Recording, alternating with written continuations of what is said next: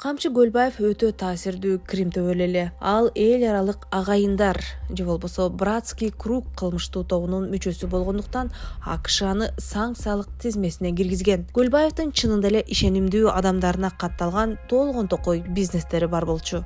Андай адамдардын бири Азрет Боотаев болгон. Ал Чүй облусундагы Насоновская алтын кенин иштетүүгө лицензиясы бар Акчолтой майнинг компаниясын башкарган. Мамлекеттик геология агенттиги бул кендеги запасты 5,5 тонна алтын жана 4600 тонна жез деп баалап келет. Көлбаев атып өлтүрүлгөндөн кийин УКМК Азрет Боотаевди кармаган. Бул окуядан болгону 1,5 ай өткөндө 2023 жылдын 22 ноябрында Боотаев ТИЗОдо отурган кезде күтүүсүздөн Акчолтой майнинг компаниясынын ээси алмашып кеткен. Ага Артур Алыбаев жана Консульере Групп фирмасы ээлик кылып калган. Артур Алыбаев деген ким? Ак түстөгү Lexus 600 унаасын айдаган өтө текебер жигит. Бул жерде ал унаасын токтоткон майы кызматкерлерин көйгөйлөр менен коркутууда.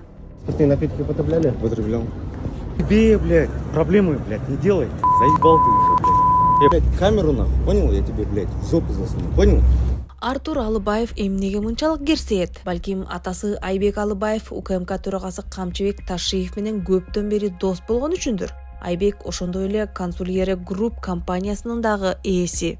Бакиевдин тушунда Ташиев ÖKMдин башчысы болуп турганда Айбек Алыбаев президенттик администрацияда иштечү. 2010 жылы алда Бакиев сыяктуу өлкөдөн чыгып кетип, 10 жыл Европада жашаган. Эми болсо Ташиевдин тапшырмасы менен Кыргызстанда Барсанын футбол академияларын куруп жатат. Анын Жал Групп Азия компаниясы Ташиевке жана башка аткаминерлерге жакындыгы бар дагы 11 фирма менен бирге президенттин иш башкармалыгынын Бишкектин түштүк бөлүгүндөгү кымбат баалуу жерди алышкан. Ал эми Ташиев мүчөсү болгон өкмөт аларды салыктардан бошоткон.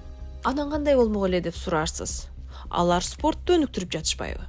Бирок бул компаниялар Бишкекте футбол академиясын гана эмес, Барселона аттуу элиталык турак жай комплексинде куруп жатышат. Андагы батирлерди сатуудан булар бери эле дегенде 360 миллион доллар пайда табышат. Кыскасы, мунун баары жаман адамдардын мүлктөрүн улутташтыруу башталганда бизге убадаланган нерселерге көп шайкеш келбей турат. Ал элдин байлыгы. Мына силердин ушул турган ак көз кара көз элдин байлыгы. Аны болсо бир адам, 5 адам, 10 адам 100 миң деген миллиондогон адамдардын байлыгын басып алып жүрүшүп, алардын баарын кайтарышыбыз керек.